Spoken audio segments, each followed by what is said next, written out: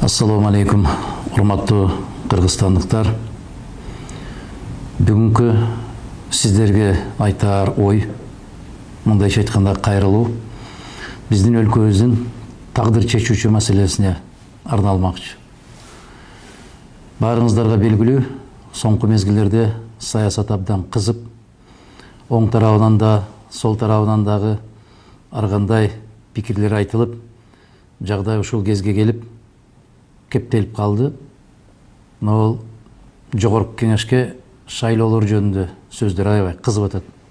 Муну атайын бийлик тарабынан бир аз чыгарып коюп, элдин пикирин билели. Эл кандай болду экен? Баягы эле биз каалагандай сценарий менен өткөрө алсак болобу? Же элде кандайдыр бир башкача талаптар барбы дегендей суроолорго жооп тапканга жасалып аткан аракеттер катарында бааласак болот. Биз бир канча жолу баса белгилеп айтканбыз. Кыргыз Республикасында эгерде биз келечегибизди ойлогон, биз башка мамлекеттерге тең ата боло турган өлкө курабыз десек, кылдай кыйшайбай, мыйзамдуулукту бекем кармашыбыз керек, мамлекеттүүлүктү түптөшүбүз керек, күчтөндүрүшүбүз керек, элдин биримдигин бекемдешибиз керек деген сыяктуу пикирлер айтылып келген. Бүгүнкү түзүлгөн кырдаалда ачык эч кандай бир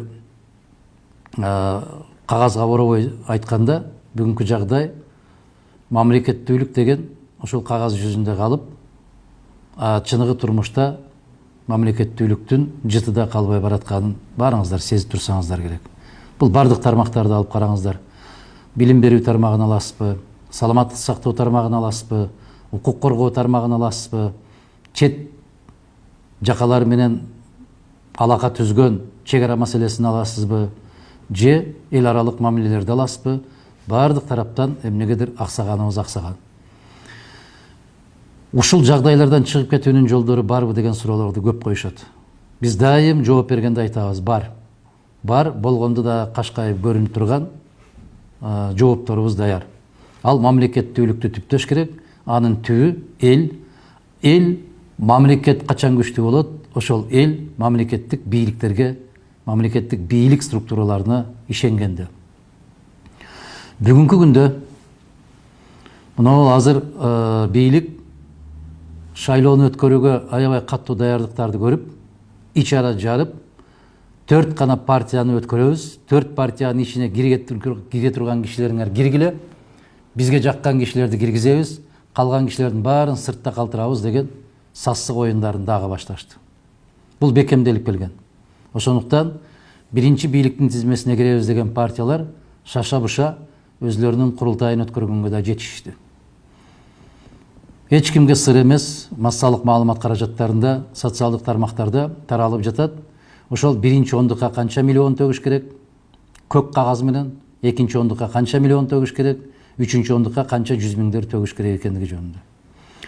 Урматтуу кыргызстандыктар, мен сиздерге кайрылып атканымдын бир жөнү, бүгүнкү күндө сөздүн эч кандай жаап жашырбай айтканда, Кыргызстанды сактап калуу коркунуч турат.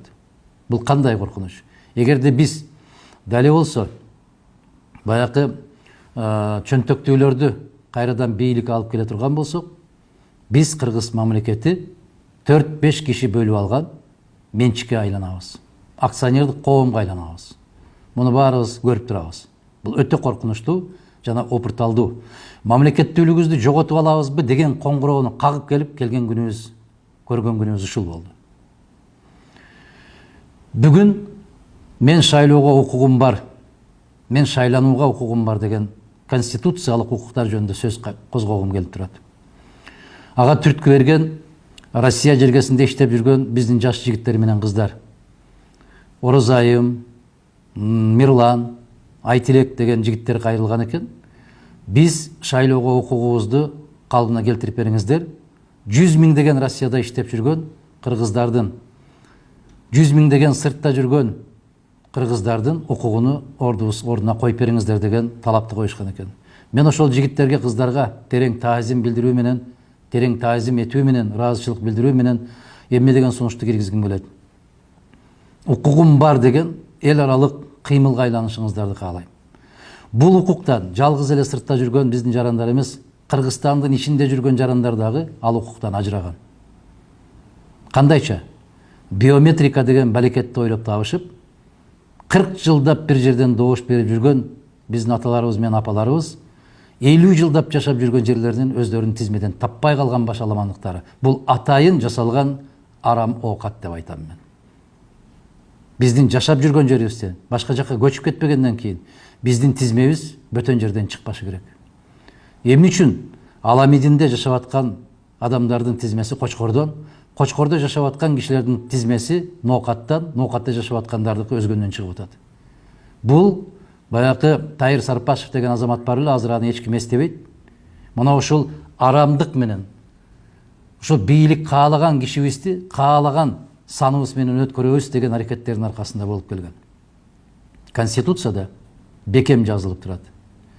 Кыргыз Республикасынын жарандары шайлоого жана шайланууга укугу бар деп. А биз Африкада жашап атабызбы, иштеп жүрөбүзбү, тишибиздин кирин соруп Сибирде жүрөбүзбү? Кыргыз Республикасынын жараныбыз. Демек биздин конституциялык укугубуз, биз туулганда берилген укук, ал укукту эч ким тартып ала албайт. Демек, конституциянын кепили бар деп көкөлөтөбүз. А ошол кепил болгон азамат ар бир кыргыз жаранынын ушул укугун ордуна коюп берүүсү керек. Борбордук шайлоо комиссиясы эгерде туура эмес иш-аракеттерди жасап аткан, биз ушул күнгө келгенибизге себепчилерди дайым саясатчылардан көрөбүз. Жок.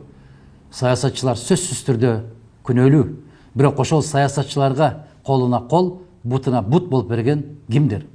Борбордук шайлоо комиссиясы, жергиликтүү комиссия шайлоо мүчөлөрү, ошол эле КТР, ЛТР жана дагы башка көптөгөн мамлекеттик телекомпаниялар. Биз жоопкерчиликти жалгыз бир кишиден сурай беребиз. Жоопкерчиликти бардыгыбыз чогуу сезишибиз керек.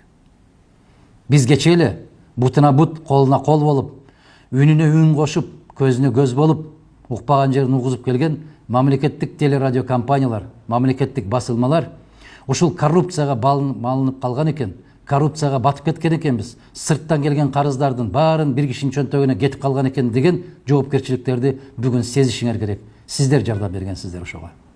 Сиздер көмөк көрсөткөнсүздөр ошого. Мына ушул кемчиликтерин айталайын деген азаматтарды жакындатпайсыздар. Кемчиликтерин айталы деген азаматтарга туура эмес жолдо бараткандыгын айтып коебуз деген азаматтарды каралап, алардын үстүнөн не деген маалыматтарды жарыялап жүргөн сиздер. Сиздер дагы кошо жоопкерчиликти тартышыңыздар керек. Мындайча айтканда, биз кыргыз коомунда жашап аткандан кийин, Кыргыз Республикасында жашап аткан ар ким болсун, дыйканбы, чабанбы, соодагерби, курулушчубу, мугалимби, бардыгыбыз жоопкерчиликти бирдей тартышыбыз керек. Ушул күнгө келип калганыбызга биз күнөөлүүбүз.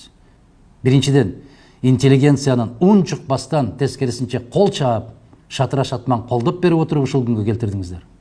Экинчиден, туура эмес жүрүп атат, саясат туура болбой калды деген азаматтарды тепкиге алып, урду соккуга алып, өзүңөрчө мындай бир аксакал сымал болуп, туура жол көрсөткөн киши болуп, сылык сыпайы бир алакандай, же болбосо бир томолок темирдин кулу болуп, бир сыйлыкка ээ болуп калабыз бекен, бир наам алып калабыз бекен деп ушул жерге, ушул күнгө калтырдыңыздар.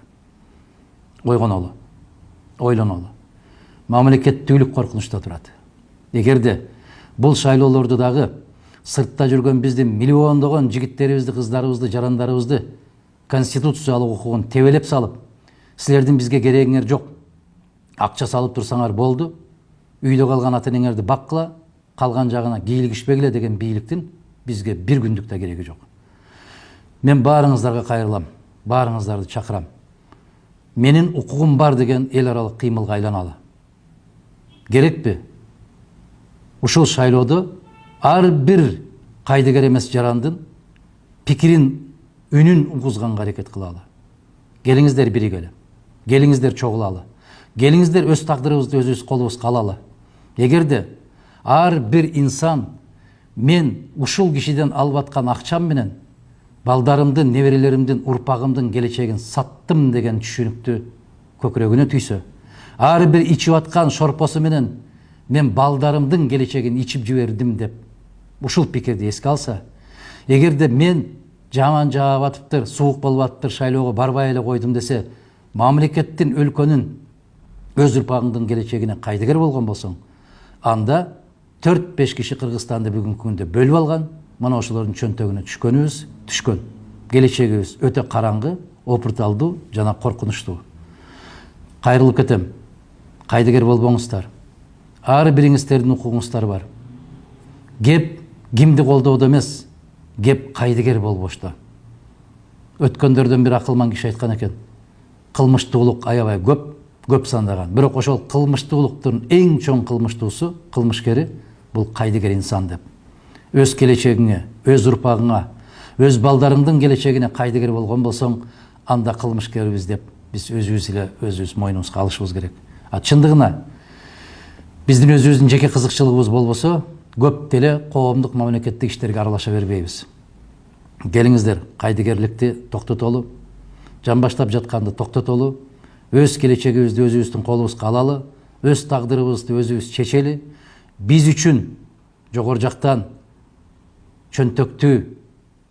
чөнтөктөрү калың, көп нерсени чечкен байманаптар, бүгүнкү көпөстөр биздин тагдырыбызды чечет десек терең жаңылышабыз.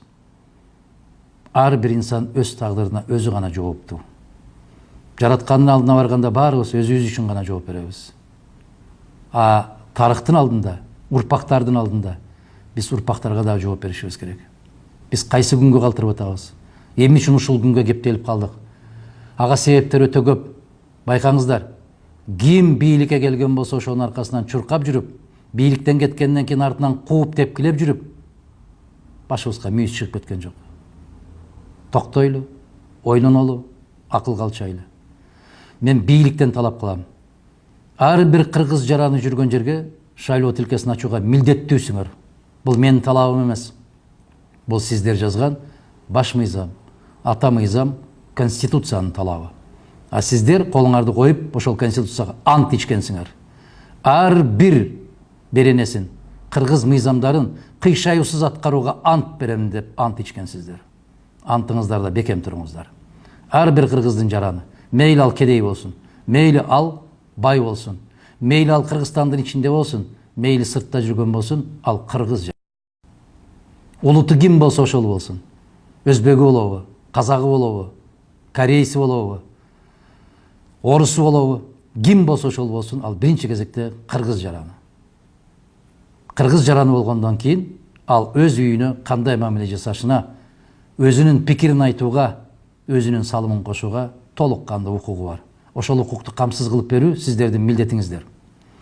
Биз бүтүн Кыргызстан саясий партиясы, мен макул эмесмин деген элдик кыймыл, жакын арада Россия Федерациясынын жетекчилигине дагы расмий түрдө кайрылабыз. Себеп Россия тышкы иштер министри Сергей Лавров Украинадагы болгон шайлоолордон кийин билдирүү жасаган. Эгерде Украинанын бийлиги кызыктар болгон болсо, Орусия өлкөсү бардык жерде убактылуу жашап аткан украиндар үчүн шайлоого катышууга толук түрдө мүмкүнчүлүк түзүп берүүгө биз даярбыз деген билдирүүсүн тараткан. Биз Украинадан айырмаланып, Россия менен көптөгөн эл аралык уюмдарда биргебиз. Евразиялык экономикалык биримдикте чогуубуз. Шанхай кызматташтык уюмунда чогуубуз. Жамааттык коопсуздук кеңешинде чогуубуз. Биз абдан тилектеш, пикирлеш, мындайча айтканда, бир уюмда турган бир мамлекетпиз. Мына ушуларды эске алганда, эгерде кыргыз бийлиги кызыктар болгон болсо, Россия бийлигине расмий түрдө көмөк көрсөтүү үчүн кайрылып, кыргыз жаранынын ар бир жүргөн шаарларында, айыл кыштактарында шайлоо тилкелерин ачып берүүгө жардамдашуусун суранышы керек. Менин укугум бар шайлоого, менин укугум бар шайланууга, менин укугум бар Кыргыз Республикасынын жараны болууга. Жараны болгондон кийин менин үнүмдү угууга милдеттүүсүңөр деген шарттарды коюшубуз керек бийликке. Кайдыгер болбоңуздар. Баарыңыздар ушул укугум бар деген эл аралык кыймылга биригишиңиздерди. Мына ушул кыймыл аркылуу Кыргызстанды өзгөртүүгө, Кыргызстанды жаңы бир жүзгө бурууга салымыңыздарды кошосуздар деген үмүттөмүн. Бекем ишенимдемин. Эгерде биз өз тагдырыбызды өзүбүз колубузга албасак, биздин тагдырыбызды эч ким чечип бербейт. Келечегибиз кең болсун, биримдигибиз бекем болсун, асманыбыз ачык, мамлекетибиз бүтүн болсун, элибиз дайым биримдикте болсун. Мына ушул алдына койгон ак максаттар менен Кудай буйрса Кыргызстанды өзгөртөбүз деген ишенимибиз терең. Ар бирибиздин укугубуз бар. Менин да укугум бар. Саламатта болуңуздар.